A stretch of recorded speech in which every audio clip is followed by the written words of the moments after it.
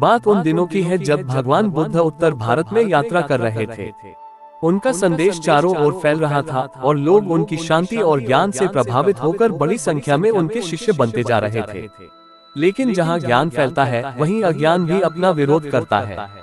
एक गांव था भीरग्राम, जहां लोग बुद्ध के विचारों से भयभीत थे। उन्हें लगता था कि बुद्ध उनके देवी देवताओं का अपमान कर रहे हैं और पुरानी परंपराओं को तोड़ रहे हैं। इस गांव के पास एक घना जंगल था और उस जंगल के बीचों बीच थी एक प्राचीन गुफा जिसे लोग भयकुंड कहते थे। कहा जाता था कि उस गुफा में शैतान का वास है। सदियों से कोई भी वहां नहीं गया था।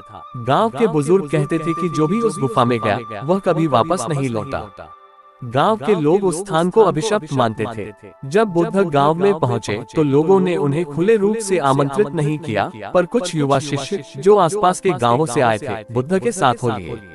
बुद्ध ने गांव में प्रवचन दिया और लोगों के भय को चुनौती दी। तभी गांव का मुखिया आगे आया और बोला, हे तथागत, यदि आप सच में मानते हैं कि डर एक भ्रम है तो उस गुफा में प्रवेश कीजिए। अगर आप सुरक्षित वापस आ गए तो हम आपकी बात मान लेंगे कि डर सिर्फ मन का खेल है। शांत भाव से बुद्ध मुस्कुराए और बोले, मैं अवश्य उस गुफा में जाऊंगा, लेकिन अकेले नहीं, तुम सब भी चलो ताकि तुम्हें स्वयं अनुभव हो। लोग हिचकिचाए, पर बुद्ध के तेज और आत्मविश्वास के सामने किसी में विरोध की शक्ति नहीं थी। कुछ शिष्य और गांव वाले उनके पीछे पीछे चल दिए। जैसे जैसे वे जंगल में गहराई तक जाते गए, वातावरण भयावह होने लगा।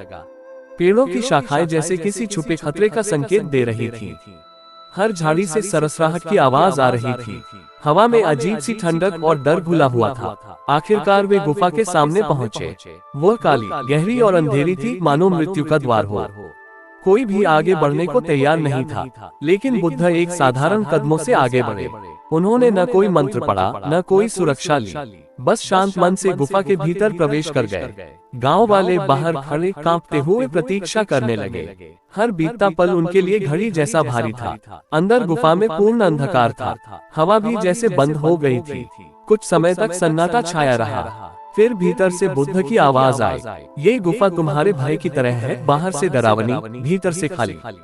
थोड़ी देर बाद बुद्ध बाहर आए। उनके चेहरे पर वही शांत मुस्कान थी। इस गुफा में कुछ नहीं है, सिर्फ तुम्हारा डर है जो इसे भयानक बनाता है। गांव वालों की आंखें भर आई। वर्षों से जिस डर को वे सच मानते थे वह एक भ्रम था। उन्हें पहली बार समझ आया कि उनका जीवन कैसे एक अदृश्य जंजीर से बंधा हुआ था जो असल में कभी थी ही नहीं। बुद्ध ने उन्हें वहीं बैठकर ध्यान करने को कहा। उन्होंने कहा, डर एक अंधेरा है, ज्ञान एक दीपक है। जब तुम भीतर प्रकाश लाते हो तो डर खुद ब खुद मिट जाता है। उस दिन के बाद भयकुंड का नाम बदल गया। अब लोग उसे ज्ञान गुफा कहते थे। वह स्थान अब डर का नहीं, आत्मज्ञान का केंद्र बन गया। हमारा डर अक्सर उस गुफा की तरह होता है, दूर से भयानक लेकिन भीतर से खाली।